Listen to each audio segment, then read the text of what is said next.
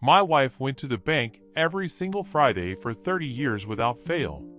On the day she died, I found out that every one of those Fridays was hiding a son who was mine. A son I had abandoned without even knowing his name. My name is Thomas Hughes, but everyone in Macon, Georgia, just calls me Tom. I'm 78 years old, have a knee that complains when it rains, 2 scars from work accidents, and a small farm I built with my own hands. Until 10 days ago, I thought I knew the woman I slept beside for 52 years. I thought there were no secrets left between us. Now I know you can share a bed with someone your whole life and still have an entire continent of their soul hidden behind their eyes. Mary always was the heart of our house. When I met her, she was 18, hair pulled back in a crooked ponytail, simple dress, and a hymn on her lips. It was the summer of 1970, in one of those wooden churches that smelled like wax pews and burned coffee. I remember it like it was yesterday. She rushed out of the sanctuary to escape the pastor's second sermon. At the door, tripped on the front step, and almost fell. I caught her by the arm. She laughed, that laugh that opened windows in a man's chest, and said, "Thank you, Tom. God put you here as an emergency handrail." I didn't know much Bible back then, but I knew this. When a girl says your name and God's in the same breath, you pay attention.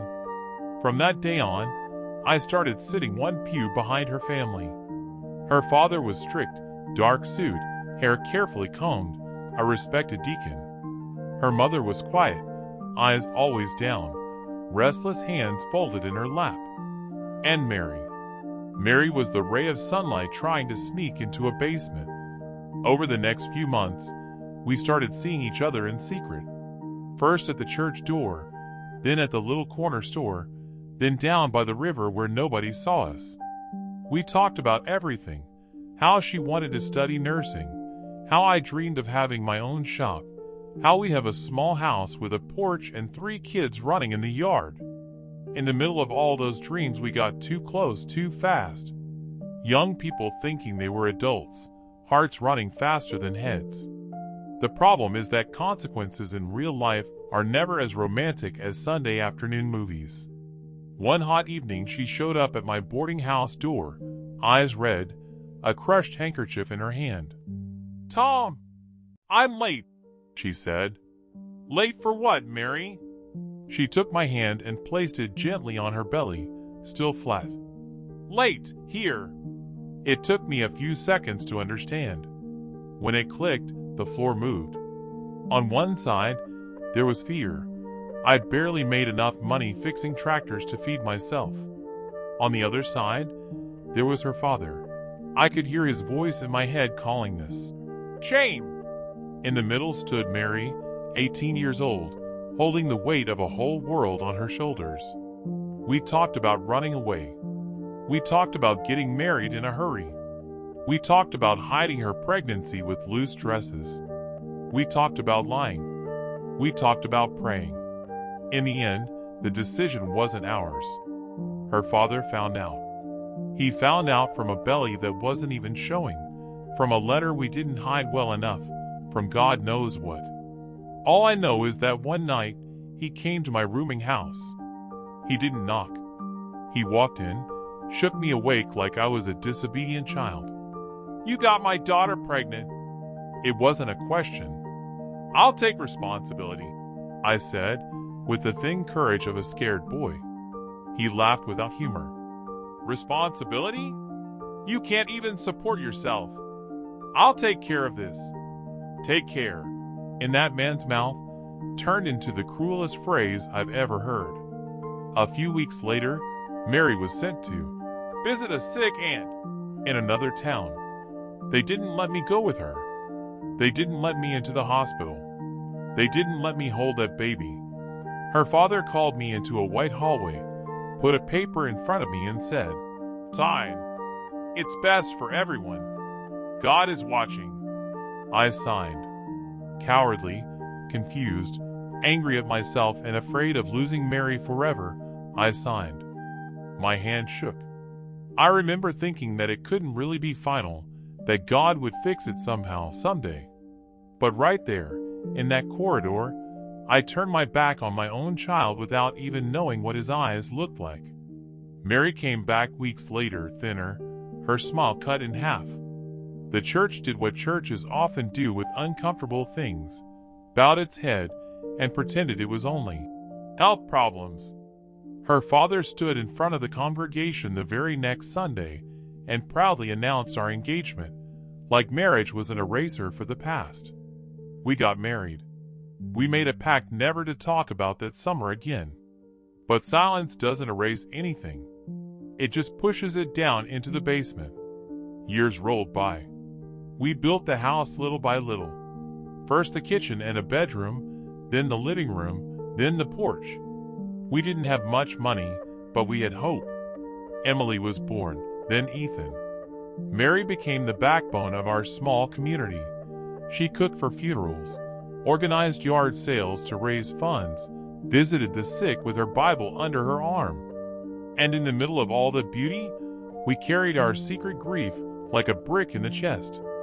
Then one ordinary day, many years later, Mary walked into the kitchen holding a manila folder and a look more serious than usual. "Tom, I went to the bank today," she said. "Pay the bills?" I asked, worrying about the electric company. "Paid them. But I opened an account too." "An account for what?" "We barely have money for the ones we already have." She gave me a crooked half smile. "An account of hope." I laughed, thinking she was speaking in metaphors. She didn't explain. And from that day on, every Friday at 3 in the afternoon, Mary grabbed her brown purse, took down a small silver crucifix from a nail by the door, fastened it around her neck, and walked down the gravel road to catch the bus to town. I watched her through the window week after week. Emily did too. One day, when she was about 10, she asked, "Daddy, why does Mom go to the bank every Friday? Does she work there?" "She likes handling those things," I answered, not really knowing what else to say. "Your mother's always been good with numbers." Ethan, when he was a teenager, saw it differently. Once, from a friend's car, I heard him say, "It's all bills, right? She's always worrying about money. If she'd listened to Uncle Dave and invested with that brokerage firm, we'd be in a whole different league by now. The money in this family comes from my sweat, not some magic stock market," I grumbled. He rolled his eyes. That boy dreamed of suits and glass buildings while all I wanted was a tidy workshop and a fence without holes. The years kept moving, and Mary kept going to the bank. Friday after Friday. Rain, sun, winter, summer. Sometimes she came home smiling, sometimes with red eyes. But whenever I asked, she'd say the same thing. "As long as I breathe, I plant, Tom." "Plant what?" I would insist. "You'll know when the time's right," she'd reply, kissing my forehead. I let it go. We humans have this strange habit of assuming time will always give us another chance to ask again. One day, time decided it wouldn't. Mary started coughing. At first, it was just a dry, annoying cough. Then came the fatigue. Our stairs turned into a mountain. I begged her to see a doctor. She insisted it was just age. When we finally went, it was too late. Lung cancer. The kind of diagnosis that sounds like a sentence in capital letters. Friday didn't change. Even tired, even when her body was protesting, Mary would ask Emily to help her dress, put on the crucifix, hold her purse tight, and go to the bank. A few times I drove her, parking outside, while she disappeared inside with that little blue notebook I'd never seen properly. But in the last weeks, even that was too much. Chemotherapy took her hair, the color from her skin, her appetite. It did not touch her faith, or her stubbornness. On the second to last Friday before she died, she called Emily into the bedroom. "Honey, if I can't go next week, you go in my place?" she whispered. Emily shook her head, crying. You're going next week, Mom. You're going to see me get old, remember? Mary smiled, those thin lips already cracked. I don't know if I'm getting out of this the way you all hope, but I know I'm getting out. Just promise me that if I ask, you'll take a blue envelope to the bank with my name on it. Emily promised. She had no idea that this promise would help God sew a reunion just a few days later. That last week was a narrow corridor of hospital smell, disinfectant and regret, cold lights, machines beeping. I held her hand, every vein raised under paper-thin skin. Tom, she murmured, one of those days. I'm here, Mary. There are things I should have told you. Shoo. I squeezed her fingers. Don't you worry about that now. God knows everything, she insisted, voice barely a whisper. I was afraid you'd hate me. My heart clenched. I would never hate you. Promise, Tom? Promise you won't hate anyone when you find out? I promise, I said, not understanding half of what I was promising. She closed her eyes, exhausted. The crucifix lay between our joined hands. On the tiny plate on the back, I saw that worn-out inscription, Joel 2 verse 25. I had never bothered to look that verse up. On Tuesday morning, the monitor beeped that long, continuous sound everyone learns to dread. Doctors came in, nurses moved tubes, someone turned something off. Suddenly the room was quieter than it had any right to be. Mary's hand started cooling inside mine. The crucifix slipped free, hit the metal side rail with a soft sound I haven't been able to unhear. At the funeral, the church was full. Mary was the kind of woman whose death pulls half the town along with it. The ladies from the prayer circle, men who worked with me, teenagers she had counseled, people she'd fed during their own times of grief. Every person had a story of something Mary had given. A cake, a hug, a Bible verse, a blanket when winter bit hard. Emily moved from person to person, fixing flowers, checking the coffee table, embracing neighbors. She's always been a piece of her mother. Ethan, on the other hand, looked like a polished version of Mary's father. Perfect hair, expensive suit, a watch that gleamed louder than his tears. He cried loudly, but between sobs he glanced at his phone, responding to messages in hushed tones. At one point I heard him say, "Yes, I can still close that deal this week. Just need to finish some family stuff."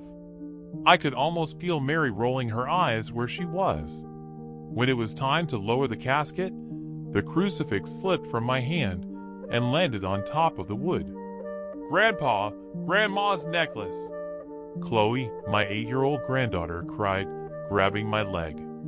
The gravedigger, a skinny young man smelling of dirt and cigarettes, bent down, picked the crucifix up, and handed it back with surprising respect.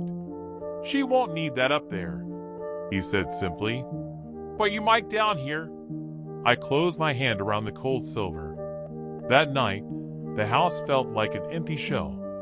I walked through the kitchen, the bedrooms, the porch. Everything smelled like Mary. Her apron still hung on its hook. Her Bible lay open on the table with a marker in Joel, her handwriting all over the margins. I couldn't sleep. Around 4 in the morning, I went to the little room she called her office. An old desk, a sewing machine, shelves with recipe magazines, boxes labeled with her neat handwriting. Bills paid 2010 to 2015 letters, Christmas. It was the only room in the house I rarely entered. Not because she'd forbidden it, but out of respect. Mary used to say it was organized chaos, and laughed when I said no hurricane could make such a mess. I turned on the light. The room felt frozen in time. A chipped cup with a ring of dried coffee and lipstick, a pen without a cap, a notepad with a half-scribbled list. "Buy flour, call Ruth, pray for Noah." Noah. The name poked at me. Who was Noah? I started searching. Carefully at first, then desperately. folders, envelopes, drawers. I found paid bills, receipts for church donations, yard sale notes. Nothing that explained 30 years of Friday visits to the bank. Then I pulled down the old blue shoebox where she kept old Christmas cards. Under the cards was a dark blue hardcover notebook with a loose elastic. The corners were worn. Mary had this habit of hiding important things inside ordinary ones. The notebook felt heavier than it should.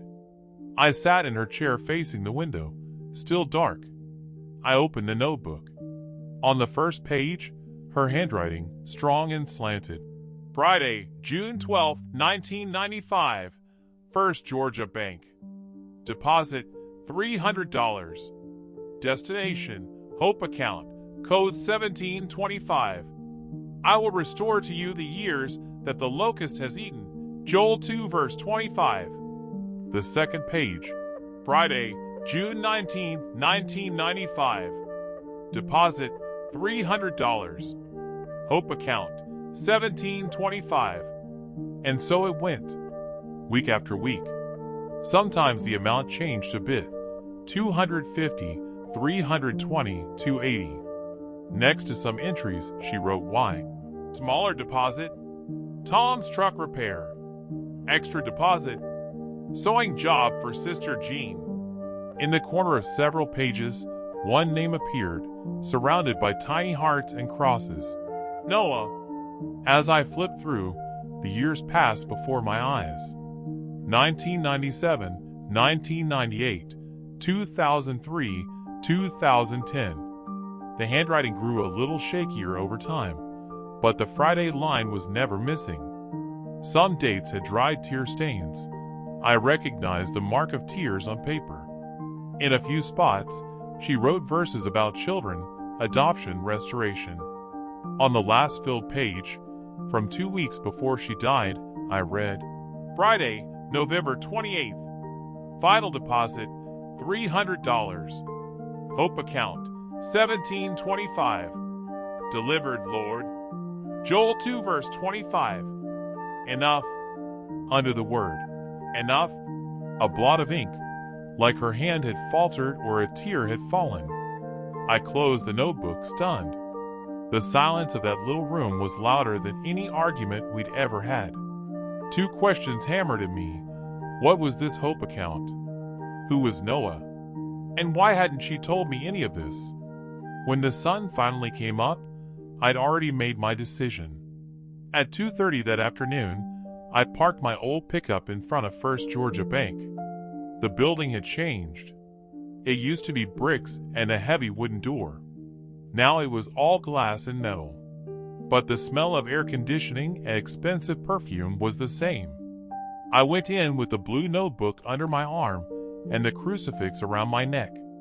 The polished floor reflected my old man's face back up at me.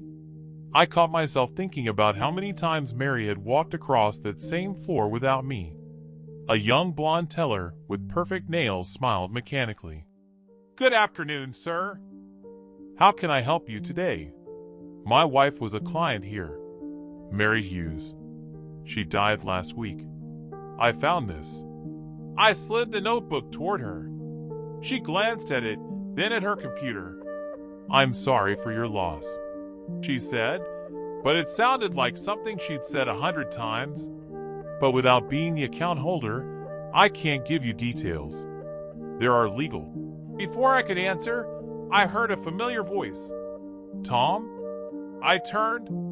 Donna Parker, the branch manager, stood in the doorway of a glass-walled office. A woman in her 50s, steady posture, simple dress. I'd seen her at church for years, but we'd never talked much. Donna, I greeted. Ladies, I'll handle this, she told the tellers. She led me into her office. Family photos, framed diplomas, a verse on the wall. Trust in the Lord with all your heart. She closed the door, sat behind her desk, and for a moment just looked at me like a friend instead of a banker. I heard about Mary, she said softly. I'm so sorry, Tom. She was. Her voice caught. She was special to this branch. Special as in a good customer? I asked, putting the notebook on the desk. Or special as in a woman who showed up every Friday carrying a blue notebook? Donna sighed, picked up the notebook carefully. I wondered how long it would take for you to come in, she admitted. Mary always said, one day Tom will ask. When he asks, you tell him what God did, but don't put more weight on me than I already carried. She woke the computer, typed something. In 1995, Mary opened an account here, Donna explained, one tied to a donation fund. She called it Hope Account 1725. All the money that went into that account was automatically transferred at the end of each month to a specific organization in Savannah. What kind of organization? I asked, suspicion creeping in. Support for young adults aging out of foster care and families in crisis. New Dawn Adoption Fellowship. The word adoption dropped between us like a brick. And the code? 1725? I pressed throat tight. It's the internal number of the project at New Dawn. Each youth or family gets a code. Mary insisted on this one. She used to call it Noah's 17 to 25. She said it was her Joel 2 verse 25 son. Son, I repeated, feeling my heart pound. Donna met my eyes carefully. Tom, I'm a bank manager. I have to respect confidentiality. But I'm also your sister in Christ. I've known you two for 30 years. I know enough about what happened back then, before your wedding, to understand this wasn't gambling or foolishness. This money, she took a breath. This money came from a place of deep regret and deep love. The wall seemed to close in. Do you know who Noah is? I asked. I don't have full names in my system, just codes, she said. But I can give you the phone number of the woman who runs New Dawn, Pastor Ruth Miller. The rest is between you, her, and God. She scribbled a number on a card and handed it over. Tom, she added before I left, Mary never missed a deposit.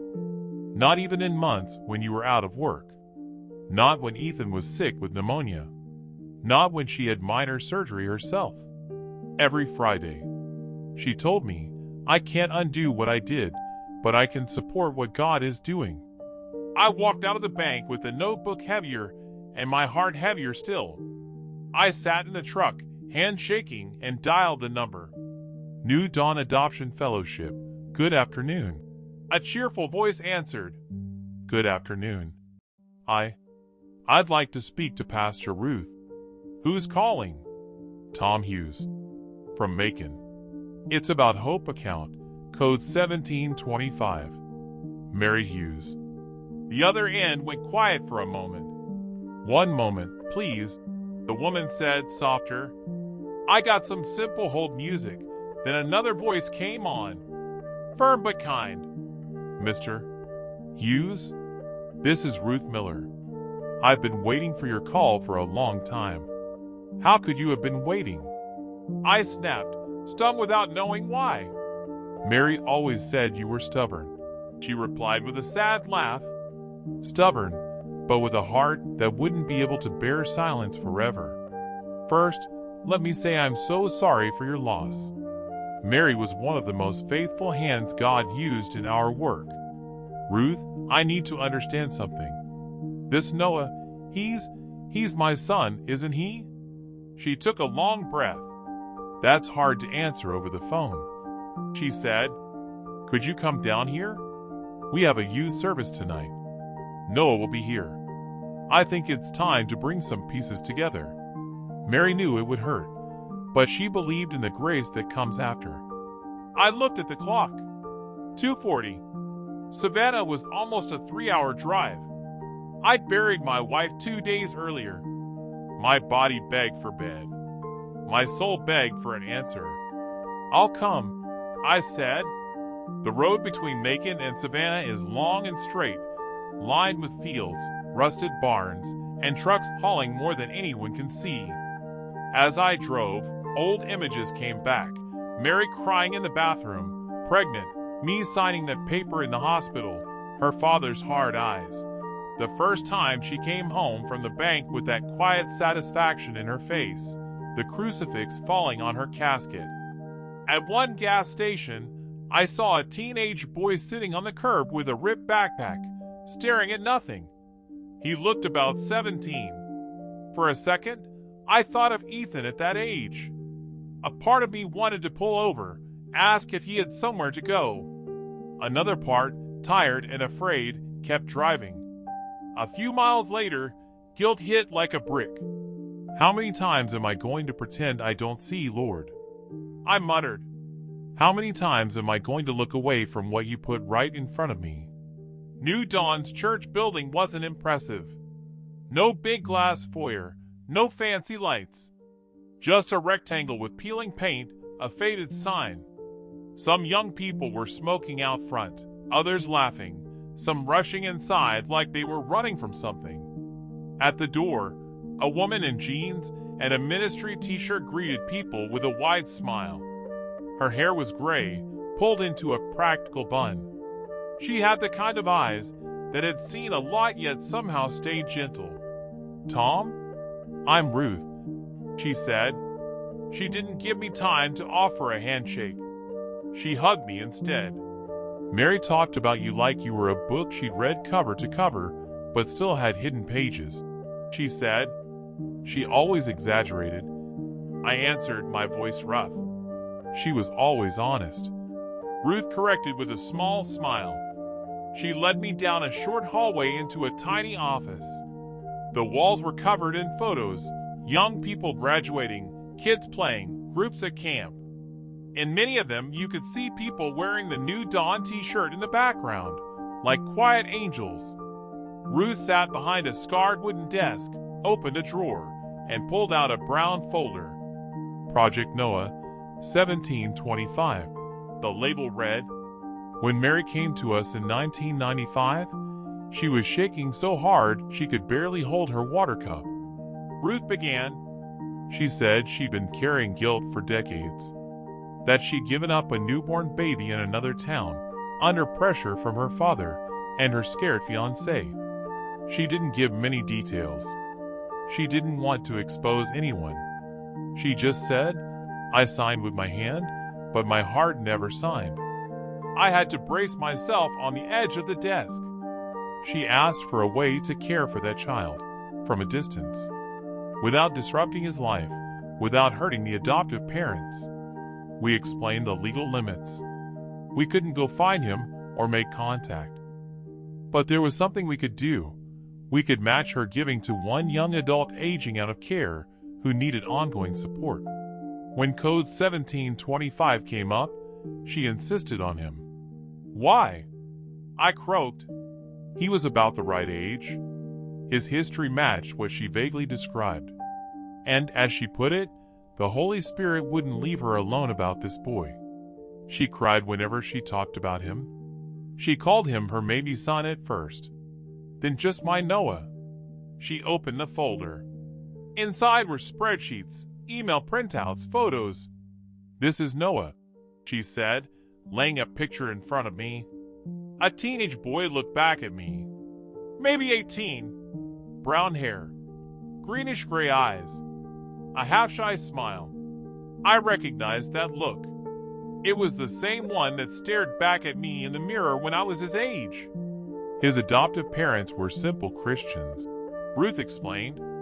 They died in a car accident when he was 15. Left him little in material things, much in love. He almost went back into the system, but an uncle took him in, even without much money. That's when we stepped in. And that's when Mary found out. From that day on, her deposits helped pay his rent, grocery bills, school supplies, therapy, later Bible college, all quietly. Does he know where the money came from? I asked, sick at the thought. He knows there was a mother from far away. Ruth said. He never knew her name, never knew her address. He just got letters from us saying, there is someone praying for you, who believes God will restore the hard years. She sends a little bit of what she has every week. He called it his stubborn grace. My chest hurt. Is he here tonight? I asked. He is, she answered. He's preaching downstairs right now. He's one of our youth pastors. He says God rescued him through someone who let him go once, but never stopped sowing so he wouldn't get lost later. He has this way of turning his pain into ministry. Shame washed over me. While I'd been doing everything I could to forget that summer, Mary and God had turned our tragedy into a pulpit. Before you see him, there's something I need to give you, Ruth said. She pulled another envelope from the folder. My name was written on it in Mary's handwriting. For when Tom finds out, my hands trembled. I opened it. Tom, if you're reading this, it means the Lord did exactly what I asked him to do 30 years ago. He didn't let me die without showing you the whole truth, and he didn't let me lose you because of it. Do you remember the hospital where our first son was born? I do. I remember the antiseptic smell, the sound of my father's shoes in the hallway, the pen shaking in your hand. That day, I loved you and hated you at the same time. I hated that you didn't pull me out of there, that you didn't run away with me, that you didn't stand up to my father. I loved you because, even as a scared boy, you waited outside for news, holding your head in your hands. I was just as young, just as cowardly. I could have said no to my father. I didn't. We both failed. When they put that baby in my arms, he had your nose. I pressed my forehead to his and promised God that if he never erased that face from my memory, one day I'd use whatever I had to bless that boy. I didn't know how or when. Life moved on. You asked me to marry you. I said yes, with my heart still bleeding. I had Emily and then Ethan. I watched you become a man. And in the middle of all that beauty, I held on to a secret grief.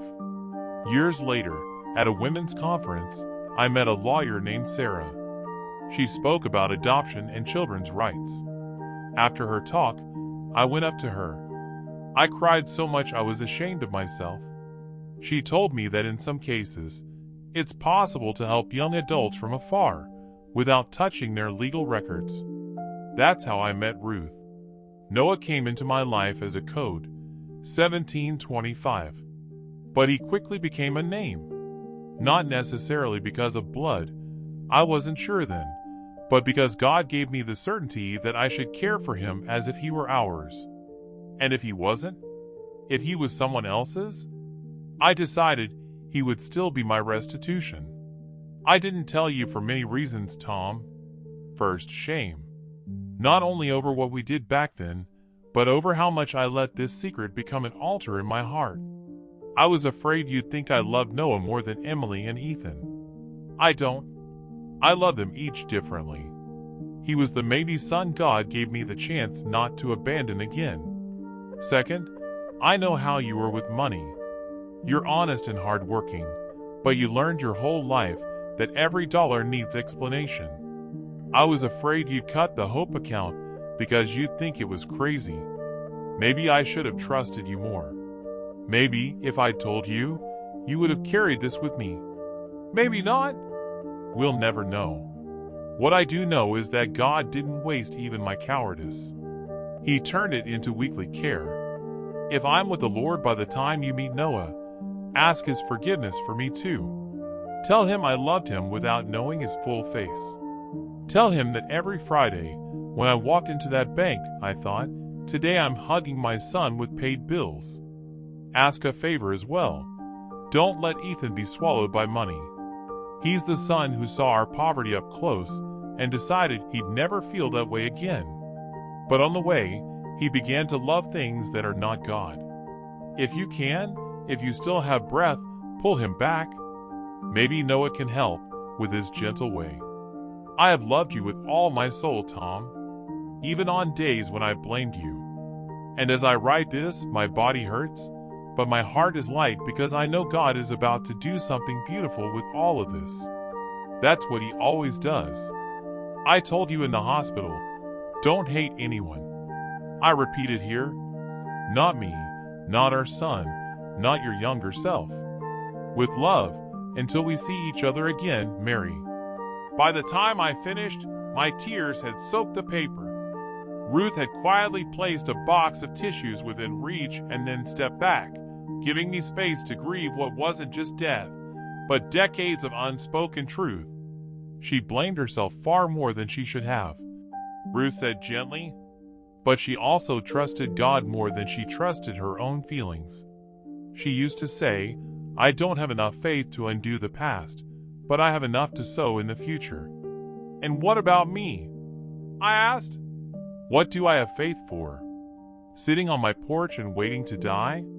Or walking down there and facing a son I abandoned before I held him?" "You've already done the hardest part," Ruth replied. "You came. You said yes to truth. Now let God take the next steps." Music drifted up from downstairs. Simple, just a guitar and a cajon, young voices singing about grace that doesn't give up. "Come," Ruth said. "Let me show you what God did with Mary's Fridays." We walked down a narrow hallway. A small window looked into the main room. Maybe 100 young people sat in plastic chairs or on the floor. Some hugged, some scrolled on their phones, some leaned back with eyes closed. On a small stage, a slim young man in jeans and a t-shirt held a worn Bible. "And when you think nobody cares, God shows up dressed like people," he was saying. "Sometimes he looks like that church lady who prays for you when you don't even know her name. Sometimes he looks like the neighbor who shares his dinner. Sometimes he looks like a person you've never met who pays your tuition, your rent, your therapy, because she decided your story wouldn't end the way hers did." I held my breath. "That's Noah," Ruth whispered. He paced the tiny stage as he spoke, hands moving as if trying to shape something in the air. His eyes burned with that particular fire I've only ever seen in people who stared down a cliff and walked back by grace. "I didn't know her name," he went on. "I still don't. In my heart, I call her Mom from far away. She never came here, never asked for a thank you, never sought a spotlight. But every time the numbers on my bills matched what I had, I thought, God found someone to care for me. Today I know the name for that: grace. Grace isn't just a theological concept. Grace is a person who chooses to lose so you don't have to." He closed his Bible. "Tonight, I want to talk less and listen more," he said, "because sometimes the biggest sermon is the story God's about to write right in front of us." He looked toward the side door where Ruth and I stood. For a second, our eyes met. I don't know if he felt something. I know I did. The world held its breath. "Let's go," Ruth murmured, opening the door.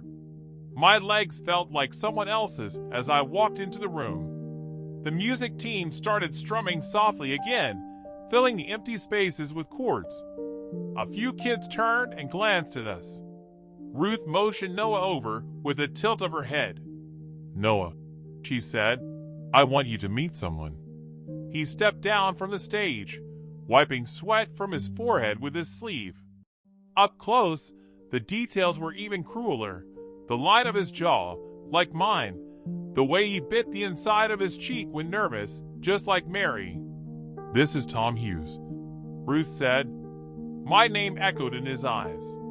He studied my face, then glanced at the crucifix at my chest, then back at my face. "Noah," I said, my voice weaker than I'd hoped. I think we've known each other from a distance for a long time." He fell silent. Shock, hope, and fear chased each other across his face. Then, with a trembling hand, he reached for the crucifix around his own neck. It was identical to mine. "I got this when I turned 18, he said. "It came in a little box with no return address. There was a note. So you'll remember someone is praying for you on the other side of the road." Joel 2 verse 25. I haven't taken it off since. I took mine off, holding it in my palm.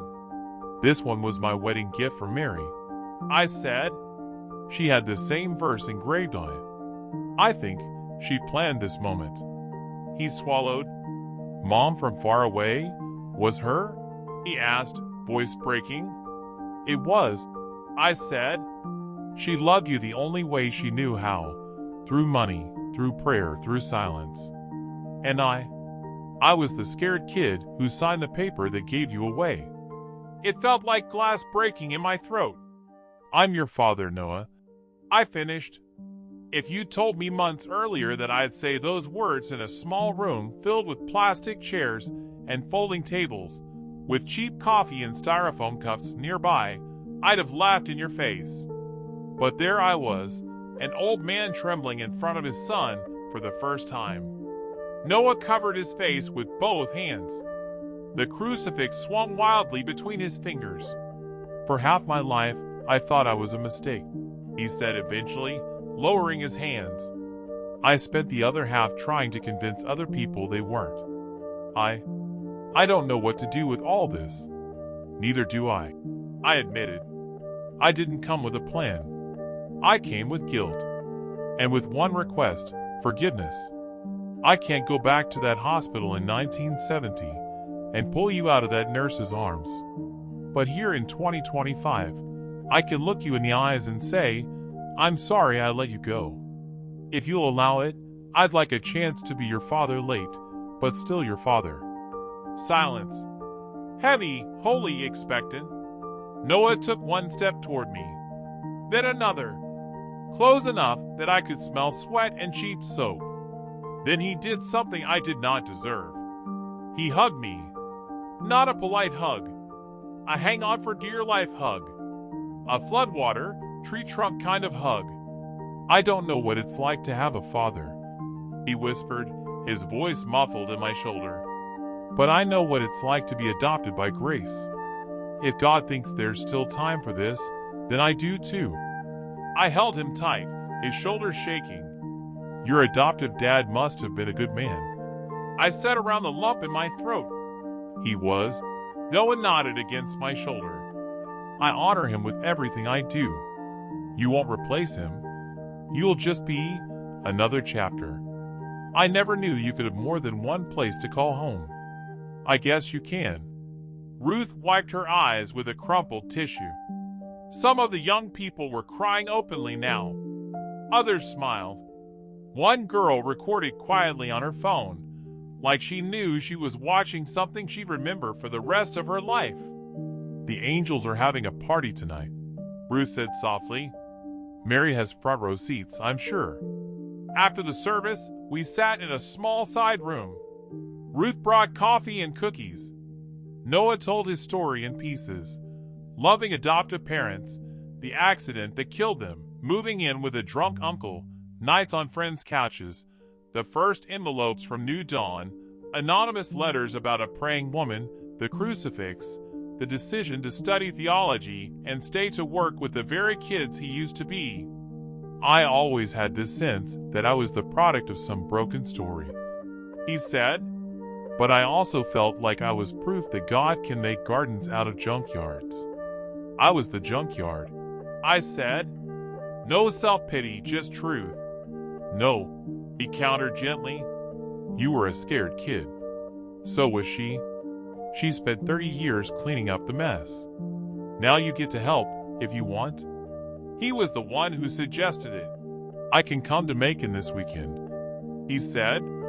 Meet your family. If you want to introduce me as more than a pastor friend. For a second, I was tempted to hide. To introduce him as a young pastor from Savannah. To keep the secret and avoid drama with Ethan. But Mary's letter burned in my pocket, especially the part where she begged me not to let money swallow our living son. You're my son, I said. You'll be introduced as such. For better or for chaos. He smiled nervously. Then let's embrace the chaos. I drove home with an extra person in the back seat of my heart. The house was still quiet, but different. It felt less like a tomb and more like a waiting room. Emily was at the table, the blue notebook open, Mary's letter next to it. She'd found them while I was gone. Dad, she started, her eyes wet. I read everything. I figured you might, I said, sitting down. Why didn't Mom tell me? She asked. I was so close to her. We talked about almost everything. She knew about my divorce before you did. She knew my fears about Chloe. Why didn't she tell me this? Because it wasn't just her secret, I said. It was mine too. And the weight was ours. She didn't want to throw it onto you. Emily's eyes grew softer, but sad. I don't know whether to be mad at her or proud of her, she admitted. Both, I said. There's room for both. I told her about the trip, about Ruth, about New Dawn, about the crucifixes and the hug. She covered her mouth. He looks just like you in those new photos, she said. Mom used to say God had a sense of humor.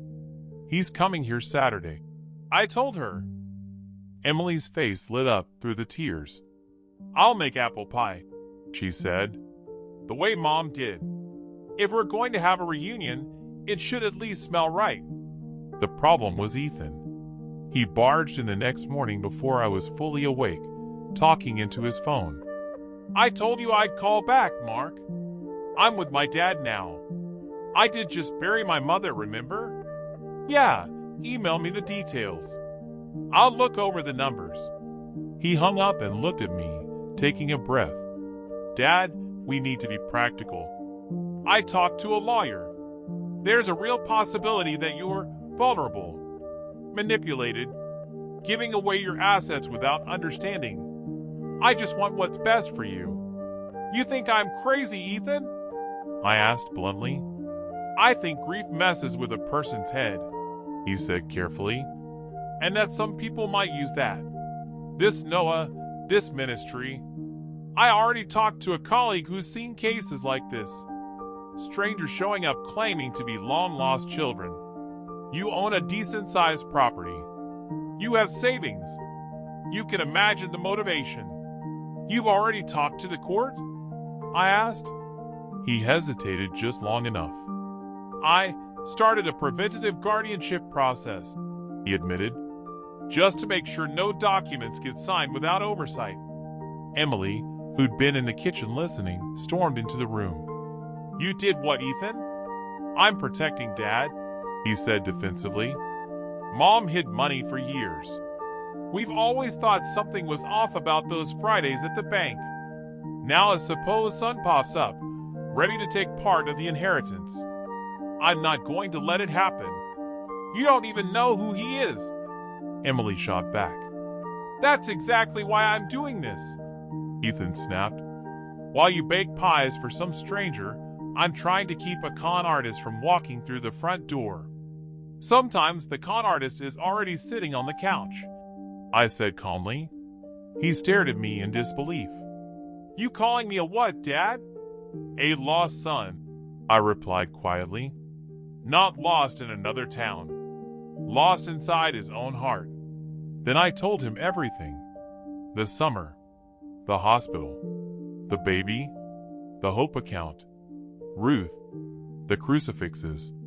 Noah's hug. Every word felt like ripping out a piece of my pride. Ethan listened, his face shutting down bit by bit. When I finished, he laughed, but it was bitter. So let me get this straight, he said. You and Mom had a kid before me, before marriage, then gave him away and pretended he never existed. Then you spent 30 years funneling money into a fund for him while I grew up without a proper vacation and Emily was patching old clothes. Now this guy shows up as some spiritual hero, and I'm the villain. It's not a competition, Ethan, Emily said. It is to the law, he shot back. Another heir. Less for us. Convenient for Pastor Noah. Don't call him that, I warned. Already defending him, Ethan smirked. How long have you known him? 2 days? And you're ready to write his name on your will? It's not about a will, I said. It's about truth. And about a justice that doesn't fit on court paper. Justice would be Mom being honest, he retorted. Justice would be you not letting me live my whole life thinking I was the firstborn. Justice would be the story never existing. He slammed the door on his way out. That afternoon, a court notice arrived. Hearing in 2 weeks to decide whether I was capable of managing my own affairs. The son I had raised was ready to declare me unfit to protect me from the son I abandoned. I sat on the porch step, the paper in my hand. Chloe came and sat beside me. "Grandpa, is Daddy mad?" she asked. "Yeah," I said. "With you?" "A little," I answered. "And with himself. Mostly he doesn't know that yet." She touched the crucifix around her own neck. Noah had mailed it to her after we spoke on video earlier that morning. "Is Uncle Noah coming?" she asked. "He is. He's nice," she said. "You barely talk to him. But he smiles with his eyes like Grandma Mary," she replied. I had to agree. Kids see what grown-ups refuse to. On Saturday, Noah arrived. He took the bus, backpack over his shoulder, Bible in his hand. Emily met him on the porch, wearing Mary's apron, apple pie already baking. "Welcome to Mom's organized mess," she said. Noah looked around. The simple house, the porch, the swing, the fields. "I've dreamed of a place like this," he admitted. "Sometimes I imagined I'd been born in a house like this. Other times, I thought one day I'd bring boys like me to a house like this to give them a rest." Chloe ran out and wrapped herself around his leg. "Are you the new uncle?" she asked. "I am, if you'll have me," he replied. "Do you like pancakes?" "I do." "Then you're in," she declared. We spent the day like we were living a what-if life. Noah helped me with the animals, laughed when a chicken pecked his shoe, tried to learn how to fix a fence.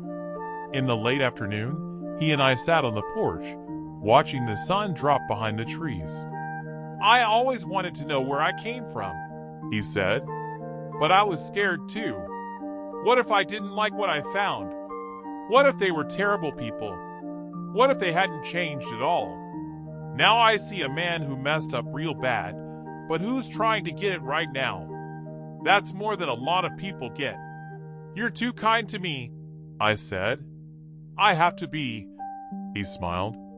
"If God was that kind to me, who am I not to be with you?"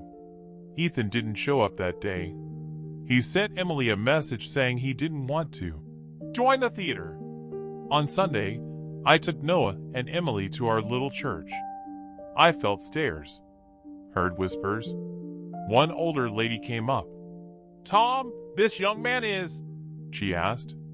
"My son," I answered, without dressing it up. She smiled through sudden tears. "Mary always said God still had a twist plan for you." On Monday, I met with my lawyer. I told him I didn't want a war, just respect for my right to decide. He suggested bringing Noah to court as proof I wasn't being manipulated. It felt risky, but in my gut, I knew this confrontation was coming either way. The hearing day came. Small courtroom, tired judge, flags in the corner, a clock ticking too loud. I sat in a chair, hands folded. My lawyer beside me. Across from us sat Ethan, dark suit, tense face. His wife scrolled on her phone, bored and anxious at once. The judge read the documents. "Mr. Hughes, your son claims you've been making impulsive financial decisions under the influence of third parties," he said. "Do you understand what this hearing is about?" "I understand my son thinks I've lost my mind because I want to make right a wrong from 30 years ago," I replied. "Ethan?" the judge asked. "Your Honor, my father has always been responsible," Ethan said. "But since my mother's death, he's been chasing old stories, traveling without telling us, getting involved with people claiming to be family. I just want to make sure he's not used." "These people, are they here?" the judge asked. I raised my hand. "Sir, my son is talking about me and Noah," I said. Noah stood up from the back bench, when my lawyer motioned. "May I speak?" he asked. The judge weighed him with his eyes. "State your name," he ordered. "Noah Miller." "Hughes," Noah said. "At least in here." He tapped his chest. "Haven't changed it on paper yet." A few people chuckled. "And what is your relationship to Mr. Hughes?" the judge asked. "Biologically?" "Probably his son," Noah said. "Spiritually? A late product of God's stubborn grace. Legally? Nothing yet. I didn't come here for his money. I came here to protect his right to do the right thing with his own story." "Explain," the judge said. Noah did. Calmly, simply. He told about growing up adopted, the accident, the uncle, the nights without a place, the anonymous support, the crucifix, Mary's letter that I'd read to him, the meeting in Savannah. He was careful with the details, respectful, but clear. "I did not go looking for Tom because of an inheritance," he finished. "I didn't even know his name until Ruth called saying he was coming. My inheritance already came. It was the care I received when I could have ended up on the street. If he decides to put my name on some piece of paper one day, we'll work that out as a family, not in court. Right now, I just don't want his guilt and Ethan's fear to ruin something beautiful God started." The judge turned to me. "Mr. Hughes, do you understand the risks of giving assets to someone you've only known a short time?" he asked. "I do, Your Honor," I said. "And I don't plan on handing my land to the first person who hugs me. What I do plan is recognizing a son. And if, one day, I decide to give him something, it'll be because I believe it's right, not because I've been tricked. I didn't come here to talk about percentages. I came to ask you to let me stay a man until the end. I made my worst mistakes when I was a boy. Please don't let the state stop me from fixing at least some of them now." The judge sighed, rubbed his forehead. "Ethan, your father seems fully aware to me," he said. "What are you really afraid of?" Ethan swallowed, looked at me. For the first time in a long time, I saw raw vulnerability in his eyes. "I'm afraid of losing," he admitted quietly. "Not just money. My place. My importance. I spent my whole life thinking I was the oldest, the first. Now I find out there was someone before me. Someone Mom loved in secret. I feel replaceable." The whole room seemed to hold its breath. "Sometimes the older son hurts more than the lost one," I murmured. The judge tapped his pen on the desk. "This isn't a therapy office," he said, "but maybe it should be. Ethan, your father has the right to seek reconciliation, and you have the right to feel wounded. But neither of those rights includes taking away his civil capacity." Petition denied. His gavel came down with a dull bang. "This court strongly recommends you find a good pastor, counselor, therapist, someone," he added. "What's at stake here is not a bank balance. It's a family." Outside, Ethan walked fast toward the parking lot. I caught up with him. "Son," I called. He stopped, facing away. His shoulders were shaking. "I was trying to protect you," he said. "And in the process you tried to cage me," I answered. "I understand the fear. But I'm not going to spend what's left of my life afraid. Not of the government, not of other people, not of you. I'm going to spend it trying to be a father. To you, to Emily, to Noah. If you want to be part of that, come. If you don't, I'll love you from a distance. Just like Mary loved Noah." He turned around at last. His eyes were red. "You think this is easy for me?" he asked. "Suddenly I have to share you? I've shared you with Emily, with the farm, with the shop, with church. Now with someone else. With Mom's memory? I don't know if I can love one more person." "You don't have to love more," I said. "Just differently. Love's not a pie. It's more like bread dough. The more you work it, the more it rises. He made a face. You and your metaphors. I learned from your mother, I said. She talked like that. We stood in silence for a moment. Is Noah staying with you? Ethan asked. No, I said. He has his own life in Savannah. Ministry. But he'll visit. He'll be part of the family. A bit here, a bit there. Like an out-of-state relative. Ethan drew a deep breath. I'm not promising anything, Dad. I'm not promising to hug him the first time I see him. But I promise I won't try to stop you. For now. It's a start, I said. A few days later, we all met in the least likely place, the bank. On Friday, at exactly 3 in the afternoon, I walked through the glass doors of First Georgia Bank with Emily on my right, Noah on my left, and Ethan a few steps behind. The lobby clock showed the same time Mary had walked in almost every Friday for decades. Donna was waiting. I've been praying for this day since Mary mentioned it, she said, eyes shining. Years ago, she asked that when it was time to close Hope Account 1725, her family would be here. She called it the restitution service. We went into a small conference room. Donna laid a stack of papers on the table, statements, authorization letters, notes in Mary's handwriting. Financially speaking, the account's been emptied, she said. All the money was used exactly the way she wanted. What we have is history. Records of faithfulness. Every line is a choice Mary made. Noah turned the pages like they were a photo album. This deposit here was the month I almost dropped out of school because I couldn't pay my rent, he said. This one lined up with my first camp. That was around the time I started therapy. I thought it was free. Finding out someone was paying behind the scenes hurts and heals at the same time. Ethan, who had been silent, picked up one of the statements. He read a moment, then bit his lip. In 2008, when I asked Mom for help with the down payment on my house, she said she couldn't, he murmured. That same year, she doubled her deposit here. The words hung in the air. She could have given that money to me. He went on. But she gave it to you, Noah. You didn't even know her. She knew me from a distance, Noah said. The way God knew you up close and from far away. This isn't me taking what's yours, Ethan. I didn't give money that belonged to you.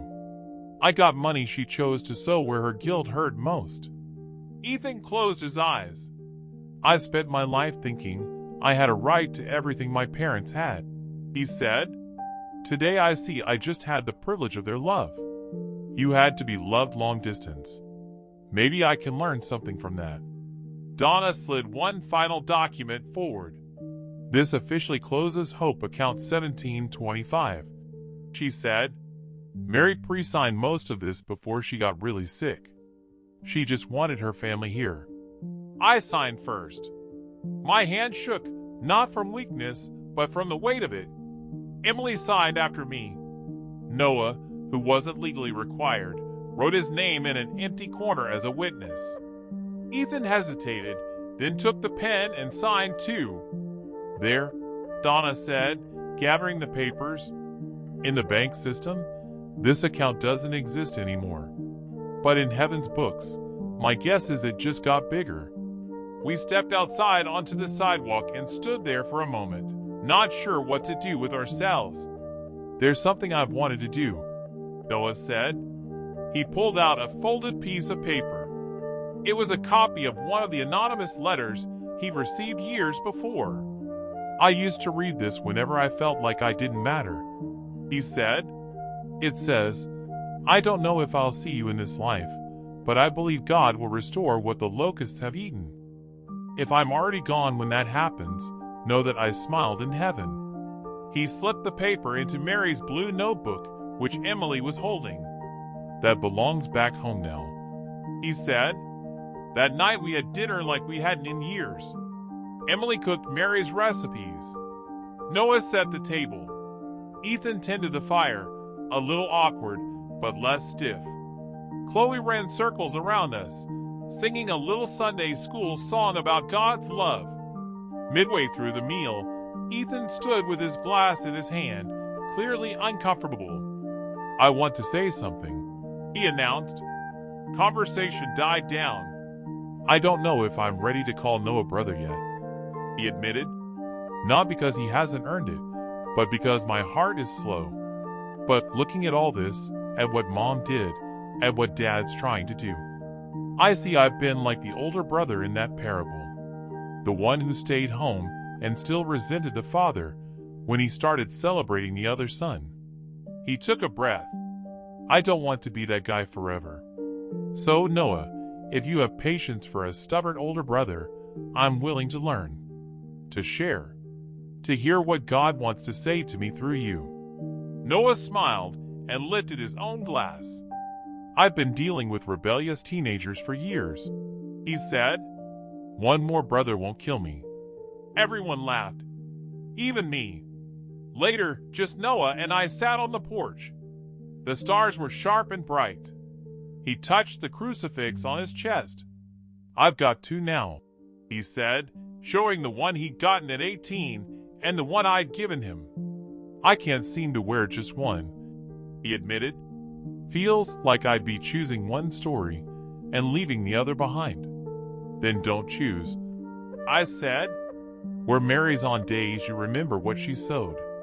We're mine on days you need to remember God didn't give up on me. And if one day you're tired of both, pass one along." Chloe's already eyeing them. He laughed. "Do you really think God restores lost years, Tom?" he asked quietly. I thought of everything. The summer of 1970 in that hospital. The signature. The silence. The Fridays. The crucifix on the casket. The road to Savannah. The hug. The courtroom. The signatures at the bank. The dinner. "I don't think he gives time back," I said. "Time is gone. But he gives back what we think time stole. He gives back laughter, hugs, the ability to look back without choking. He doesn't rewind the clock. He rewrites the weight of the story. And if there are still broken pieces," he pressed, "there always will be," I said. "Grace isn't paint that turns everything pink. It's light that leaks in through the cracks. Sometimes the greatest restoration is being able to say I was wrong without wanting to die of shame, and hearing I forgive you without doubting it." He sat in silence for a while. "I forgive you, Dad," he whispered. The words fell into my soul like cool water in a desert I hadn't even known was still so dry.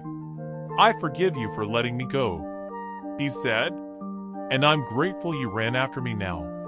The baby in the hospital never got to know you. The man I am does." I cried. For the hospital baby. For the old man. For Mary. For Ethan. For Emily. For the Fridays. For the distance. The next morning, I woke up lighter. I took Mary's Bible from her nightstand. The bookmark was still in Joel.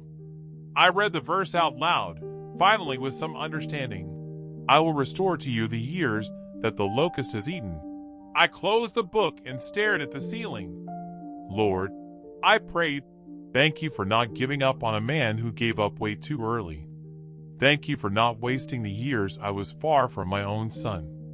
Thank you for using Mary to support what I dropped. If there's still time left, use these years.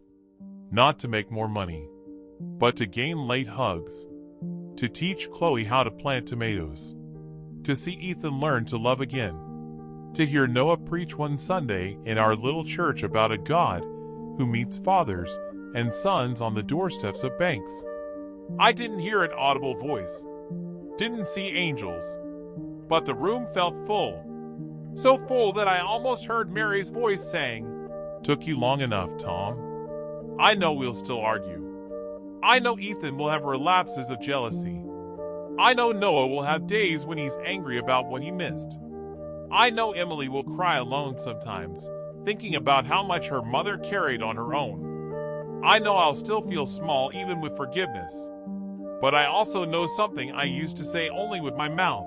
God doesn't get tired of arranging reunions, even after we spend a whole lifetime running from them. Some reunions are obvious: hugs, questions, new pictures on the wall. Others are quiet: a father finally meeting his own guilt, a daughter meeting the truth of her mother, a proud son meeting his own heart, a little granddaughter meeting an uncle she didn't know she had. In all of them, God is there, the same crucifix hanging over the story, changing what pain means. Because in the end, this isn't just the story of a woman who went to the bank every Friday. It's the story of a God who, every Friday, every morning, every sleepless night, drives down roads we don't see, walks into agencies we never visit, deposits grace into accounts we don't know exist, until the day we finally discover that even when we signed the wrong papers, He never stopped investing in the right reunions. And when that day comes, we understand deep down that there is no distance, no guilt, no time, and not even death itself that He can't cross to reconcile a father and a son, or many of them, all at once.